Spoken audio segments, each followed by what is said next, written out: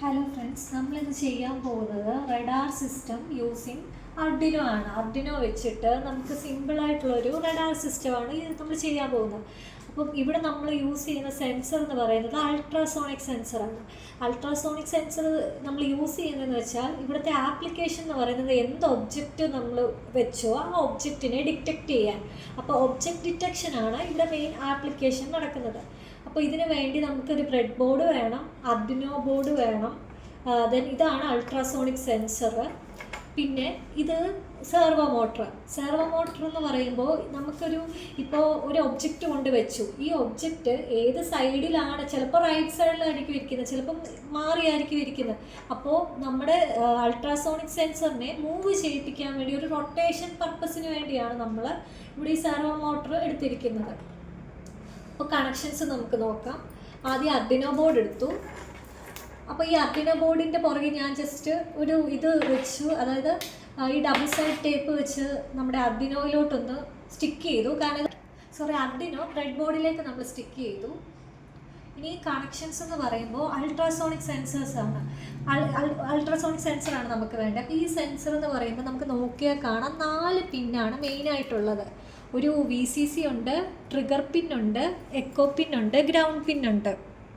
അപ്പം ഇതിൽ ഈ ട്രിഗർ എക്കോ, അതായത് ഈ അൾട്രാസോണിക് സെൻസർ എന്ന് പറയുമ്പോൾ ഒരു സൈഡ് അതിൻ്റെ ട്രാൻസ്മിറ്ററും ഒരു സൈഡ് അതിൻ്റെ റിസീവറുമാണ്. അപ്പോൾ നമ്മളിവിടെ ശരിക്കും ഇവിടെ നടക്കുന്ന ഒരു അതായത് ഇവിടെ നടക്കുന്ന ഒരു വർക്കിംഗ് എങ്ങനെയാണെന്ന് വെച്ച് കഴിഞ്ഞാൽ ഒരു സൈഡിൽ നിന്ന്, അതായത് ട്രാൻസ്മിറ്ററിൽ നിന്ന് ഒരു സൗണ്ട് സിഗ്നൽ അല്ലെങ്കിൽ ഒരു സിഗ്നൽ പുറത്തോട്ട് പോകും.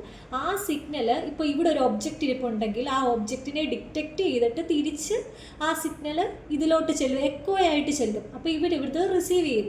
ഇങ്ങനെയാണ് ഒബ്ജക്റ്റ് എവിടെയാണെന്നുള്ളത് ഈ സെൻസർ ഡിറ്റക്റ്റ് ചെയ്യുന്നത്. അതിനാണ് ഈ 2 പിൻ വന്നേക്കുന്നത്. അതായത് ഏതൊക്കെയാണ്? ട്രിഗറും എക്കോയും. ട്രിഗർ എന്ന് പറഞ്ഞ പിന്നിൽ നിന്നാണ് നമ്മൾ എന്ത് ചെയ്യുന്നത്, ട്രാൻസ്മിറ്റ് ചെയ്യുന്നത് സിഗ്നൽ.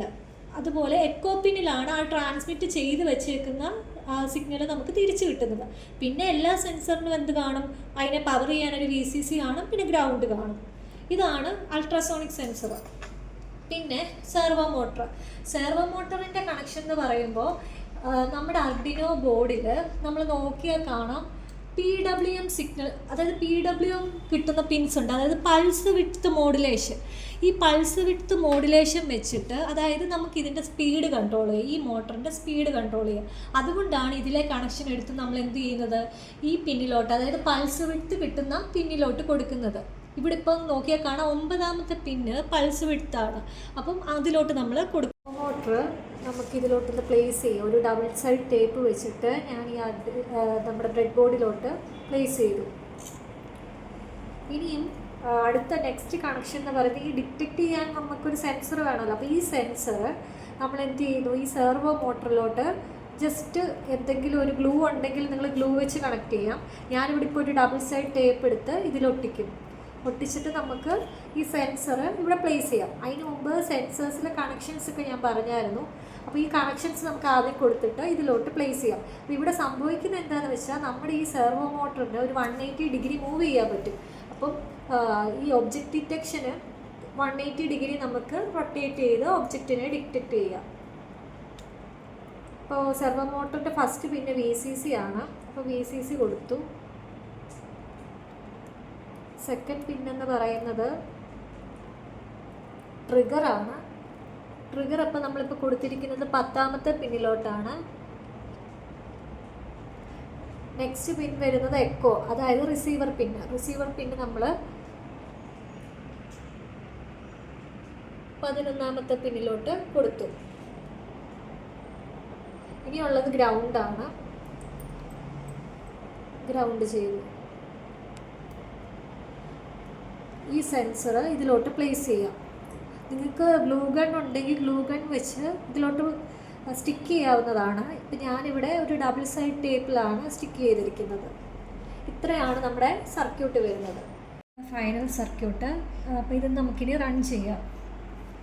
റൺ ചെയ്യാനായിട്ട് USB കേബിൾ നമ്മുടെ സിസ്റ്റത്തിൽ കണക്ട് ചെയ്തു. കോഡ് റൺ ചെയ്തു. കോഡ് റൺ ചെയ്യുമ്പോഴത്തേക്കും കോഡ് കയറി. ഒബ്ജക്റ്റ് ഡിറ്റക്റ്റ് ചെയ്യുന്നുണ്ടോ ഇല്ലയോ എന്ന് നമുക്കറിയണം. അതിനായിട്ട് നമ്മളൊരു പ്രോസസ്സിങ് IDE ഉണ്ട്, നമുക്കൊരു സോഫ്റ്റ്വെയർ. ആ സോഫ്റ്റ്വെയറിൽ കോഡ് പേസ്റ്റ് ചെയ്യുക, എന്നിട്ടത് റൺ ചെയ്യുക. റൺ ചെയ്യുമ്പോൾ നമുക്കിപ്പോൾ കാണാം മൂവ് ചെയ്യുവാണിപ്പോൾ ഈ ഒരു സോണാർ സെൻസർ. അപ്പം ഈ ഗ്രീൻ കളർ എന്ന് പറയുന്നത് ഒബ്ജക്റ്റിനെ ഒന്നും ഡിറ്റക്റ്റ് ചെയ്യുന്നില്ല. ഇപ്പോൾ സോണാർ സെൻസർ ഒന്നിനെയും ഡിറ്റക്റ്റ് ചെയ്യുന്നില്ല. ആ ഡിറ്റക്റ്റ് ചെയ്യാത്ത കാരണമാണ് ഈ ഗ്രീൻ കളർ കാണിക്കുന്നത്. അപ്പോൾ നമ്മൾ ഒരു ഒബ്ജക്റ്റ് കൊണ്ട് ഫ്രണ്ടിൽ വെച്ചു. അപ്പോൾ ഈ ഒബ്ജക്റ്റ് ഡിറ്റക്റ്റ് ചെയ്യുമ്പോൾ നമുക്ക് കാണാം കളർ മാറുന്നത്.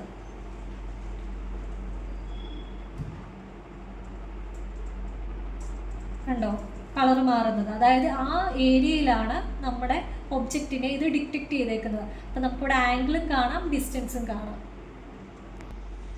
ഇതാണ് ഇപ്പോൾ നമ്മുടെ DIY റഡാർ സിസ്റ്റം. അപ്പോൾ എല്ലാവരും ഇത് ട്രൈ ചെയ്ത് നോക്കുക. Thanks for watching.